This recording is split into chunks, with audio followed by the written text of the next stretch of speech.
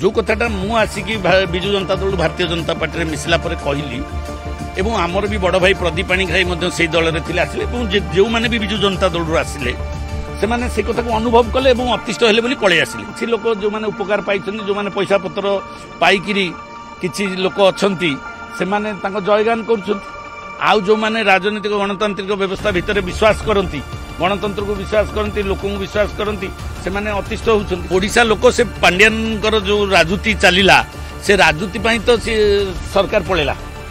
बिजु जनता दल जदि जदि fall down हैला तार मुख्य कारण हैला पांड्यान बाबू आ पांड्यान बाबू जो भलिया स्टाइल रे राजनीतिटा को नेले गणतंत्रटा को नेले तो सेटा आमर भी रिवोल्ट सेट थिला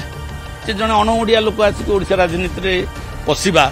एवं राजनीतिक व्यवस्था को संकुचित करवा गणतंत्र को नष्ट करवा यहाँ आमको भी भल लगे से आम सब पलि आसलु से ध्वंस हबार अवस्था आसिले जो जदुवंश ध्वंस हम से बुद्धि सब जुटब एवं से कथा घटव जहाद्वारा कि ध्वंस हम से आम शुभंकर जे भारतीय जनता पार्टी रे सब आसिक सामिल हो से शंख भवन पछरे विराट बड़ षड्यंत्र थिला नवीन बाबू को हटेवा एवं विजु जनता दल ना को आउट करिया शंख भवन करी आमे सेठी नेतृत्व नबा षष्ठ थर पर नवीन बाबू मुख्यमंत्री हेले साइड ट्रैक करी आमे दायित्व नहीं जाइथांते जो षड्यंत्र को प्रभु जगन्नाथ सही पारे एवं विजु जनता दल सरकार गला एवं से दल भी ध्वंस होगा जाउछ।